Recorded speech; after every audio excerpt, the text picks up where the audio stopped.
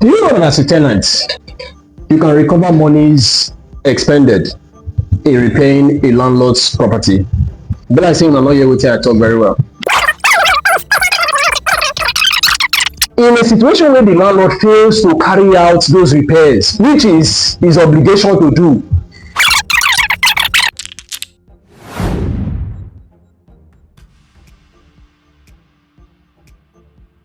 do you know that as a tenant, you can recover monies expended in repaying a landlord's property? Oh, really? Really? But I think I'm not here with you, I talk very well.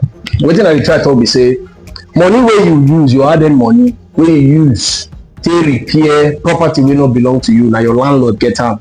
You know say you will recover am according to law.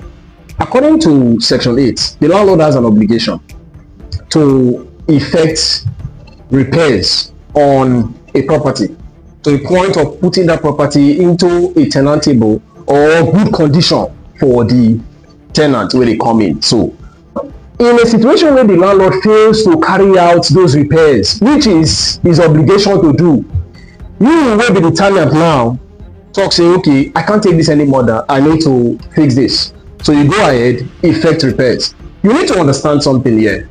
Now in doing that, you must as much as possible comply with certain procedures of law. Section 7 provides of the Tenancy Law 2011 provides that where a tenant intends to carry out repairs, he or she must notify in writing whatsoever the landlord of his intention or her intention to do so. Now, by the equitable doctrine of the right of setup, where a tenant carry out repairs on the property based on an obligation of the landlord to so effect those repairs, such a tenant can recover the monies expended in carrying out that repairs. Now, before you go further in doing anything, there are some things you need to do as a tenant. Number one, some of our overly bearing tenants, I don't want us to overly take things too far, because you may be saying, okay, since the law said you can repair this, you can repair that. Don't go and expend money in buying gold-plated tiles in the name of you want to repair the tiles, or something that is ordinarily to cost 50,000, 70,000. You will go ahead and go and pay 200,000 because it will be deducted from the next rent. I'm not sending you that message, but this is what I'm saying in essence here. Now, first and foremost, you must notify your landlord. Take the pains to write to your landlord. It may be through WhatsApp, it may be through a formal written letter. Notify your landlord of your intentions to carry out repairs, since the landlord has failed in his obligation to do so.